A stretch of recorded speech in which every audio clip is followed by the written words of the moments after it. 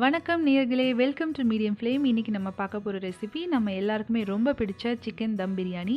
எங்கள் வீட்டோட பெஸ்ட் ரெசிபியை நான் உங்களோட இன்றைக்கி ஷேர் பண்ணிக்க போகிறேன். அதுக்கு முன்னாடி சேனலை சப்ஸ்கிரைப் பண்ணாதவங்க சப்ஸ்கிரைப் பண்ணி பக்கத்தில் இருக்க பெல் ஐக்கனை ப்ரெஸ் பண்ணுங்கள். இப்போ பிரியாணி செய்கிறதுக்கு முன்னாடி தேவையான மசாலா அரைச்சிப்போம். அதுக்கு 2 ஸ்பூன் கிராம்பு, பட்டை, ஜாதிபத்திரி, கடல் பாசி, ஏலக்காய் இதெல்லாம் அரைச்சிக்கலாம். என்னோடய ஏலக்காய் ரொம்ப சின்னதாகவும் ஃப்ளேவர் கம்மியாக இருக்கிறதுனால 10 எடுத்துருக்கேன். உங்களோடது பெருசாகவும் நல்லா ஃப்ளேவர் கொடுக்குன்னா 5 மட்டும் எடுத்துக்கோங்க. இது எல்லாத்தையும் இப்போது தண்ணி ஊற்றி இந்த மாதிரி நல்லா ஃபைன் பேஸ்ட்டாக அரைச்சி எடுத்துக்கோங்க. இந்த மசாலா கணக்கு எல்லாமே 1 கிலோ சிக்கனில் செய்கிற பிரியாணிக்கான அளவு. இப்போது குக்கரில் ஒரு 5 ஸ்பூன் நெய், அதே அளவு எண்ணெய் சேர்த்துக்கிறேன்.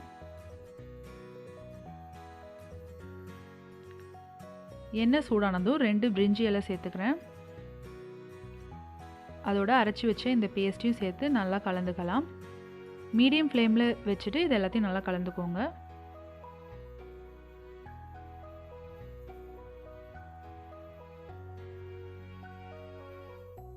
இப்போ இதில் 3 மீடியம் சைஸ் வெங்காயம் நறுக்குனதை சேர்த்துக்கிறேன். அதோட 10 கீரிய பச்சை மிளகாய். நான் மிளகாத்தூள் சேர்க்க போகிறது கிடையாது, இந்த பச்சை மிளகாவோட காரம் தான் பிரியாணிக்கு. ஸோ எல்லாத்தையும் நல்லா சேர்த்துட்டு வெங்காயம் பொன்னிறம் ஆகிற வரையும் நல்லா வதக்கிக்கோங்க.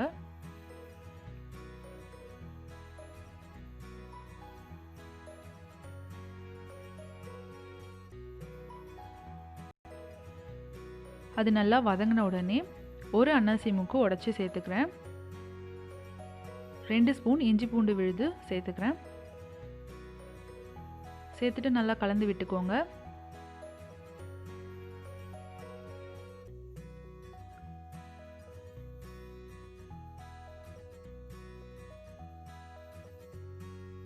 இப்போ இதில் கொஞ்சமாக உப்பு சேர்த்துக்கிறேன். உப்பு போடுறதுனால லேசாக தண்ணி விடும், அதனால இஞ்சி பூண்டு விழுது அடி பிடிக்காமல் இருக்க உதவும். ஸோ கொஞ்சமாக உப்பு சேர்த்துட்டு நல்லா கலந்து விட்டுக்கோங்க.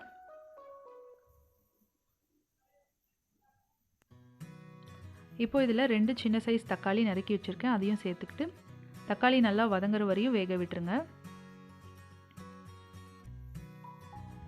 இப்போ இதில் 2 கைப்பிடி அளவு புதினா இலை சேர்த்து நல்லா கலந்துக்கோங்க.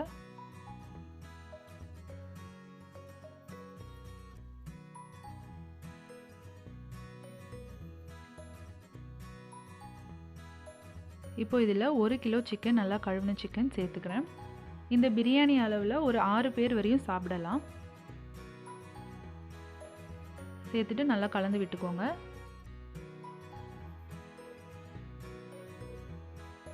கொஞ்ச நேரம் கழித்து இந்த மாதிரி சிக்கனில் தண்ணி விடும்.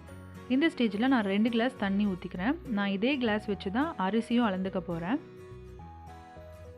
இதில் கொஞ்சமாக உப்பு சேர்த்து நல்லா கலந்து விட்டுக்கோங்க. நான் இன்றைக்கி 3 கிளாஸ் அரிசி எடுக்கிறேன்.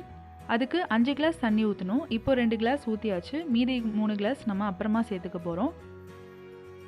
நீங்கள் எந்த கப் அல்லது கிளாஸில் அரிசி எடுக்கிறீங்களோ அதே கப் அல்லது கிளாஸில் தான் தண்ணி அளக்கணும். இப்போ இதை மூடி போட்டு ஒரு 2 விசில் வர வரையும் வேக விட்டுறலாம்.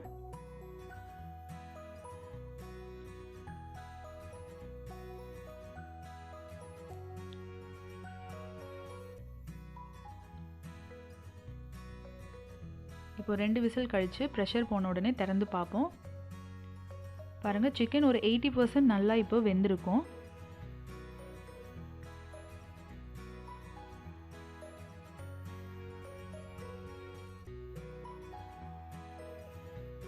இப்போ இது எல்லாத்தையும் ஒரு அகலமான பாத்திரத்தில் மாற்றிக்கலாம். அப்போ தான் பிரியாணி நல்லா ஃப்ரீயாகவும் கிளற முடியும், அரிசி உடையாமல் பிரியாணி நல்லா வரும்.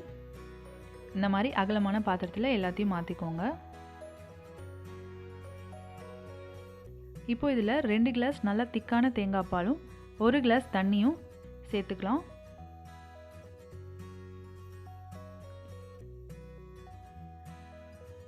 என்னோடய கிளாஸில் ஒரு 250 ml வரையும் தண்ணி வரும், அதோட அளவு அவ்வளோ இருக்கும்.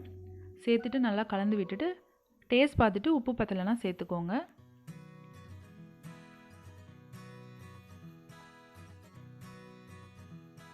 நல்லா கலந்து விட்டுட்டு இது ஒரு 5 நிமிஷம் மூடி கொதிக்க விட்டலாம். அதுக்குள்ளார தம் வைக்கிறதுக்கு நான் இந்த மாதிரி ஒரு அடி கனமான இரும்பு தோசைக்கல்லை ஹை ஃப்ளேமில் சூடாக விட்டுறேன். இப்போ 5 நிமிஷம் கழித்து இதை திறந்து பார்த்திங்கன்னா இந்த மாதிரி நல்லா கொதி வந்திருக்கும். இந்த ஸ்டேஜில் நாம் கழுவி ஊற வச்சு கழுவின அரிசியை எடுத்து நம்ம சேர்த்துக்கிறோம். நான் இன்றைக்கி 3 கிளாஸ் சீரக சம்பா அரிசி எடுத்துக்கிறேன். பாஸ்மதி அரிசி வேணுனாலும் நீங்கள் சேர்த்துக்கலாம். சேர்த்து நல்லா கலந்து விட்டுக்கோங்க.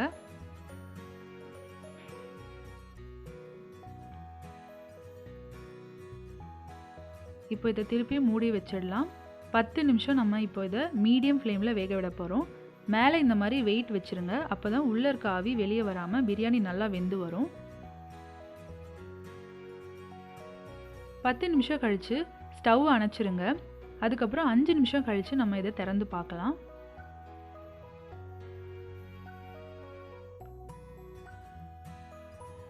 பாருங்கள், பிரியாணி சிக்கன் எல்லாமே நல்லா வெந்திருக்கும். அரிசி சிக்கன் எல்லாமே லேசாக இந்த மாதிரி கிளக்கி விட்டுக்கோங்க. நல்ல வாசனை வருது. இப்போது பிரியாணி ரெடி. தம் போடுறது மட்டும்தான் நமக்கு பாக்கி இருக்க ஒரே வேலை. இந்த மாதிரி அரிசி உடையாத மாதிரி லேசாக ஒரே ஒரு வாட்டி கலந்து விட்டுக்கோங்க.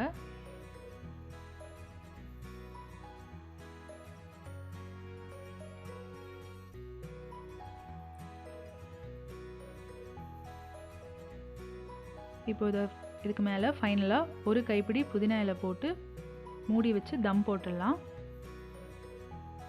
மூடிட்டு இதுக்கு மேலே இப்போ இந்த சூடான தோசைக்கல் எடுத்து வைக்க போகிறேன். 15 நிமிஷம் இதை அப்படியே தம்மில் இருக்க விட்டுடலாம். அடுப்பு ஆஃபில் இருக்கணும். 15 நிமிஷம் கழித்து இப்போ இதை திறந்து பார்ப்போம். ஆஹா, மணமணக்கும் பிரியாணி ரெடிங்க. பாருங்கள் எவ்வளோ சூப்பராக அரிசி ஒன்றோடு ஒன்று ஒட்டாமல் உதிரி உதிரியாக வெந்திருக்குன்னு. இந்த முறையில் நீங்களும் பிரியாணி செஞ்சு பாருங்கள். அதுக்கப்புறம் ஹோட்டல் பிரியாணிலாம் உங்களுக்கு பிடிக்கவே பிடிக்காது. ரொம்ப அதிகமாகவும் கிளற வேணாம், அரிசி உடஞ்சிரும். சுட சுட இதை அப்படியே சர்வ் பண்ணிடலாம். இப்போது இது ரைத்தா இல்லைனா சால்னாவோட சேர்த்து சாப்பிட ரொம்பவே சூப்பராக இருக்கும். கண்டிப்பாக இந்த பிரியாணி நீங்களும் ட்ரை பண்ணி பார்த்துட்டு எப்படி வந்துன்னு கீழே கமெண்ட் பண்ணுங்கள். வீடியோ பிடிச்சிருந்தா லைக் பண்ணி ஷேர் பண்ணுங்கள். தேங்க்யூ ஃபார் வாட்சிங்.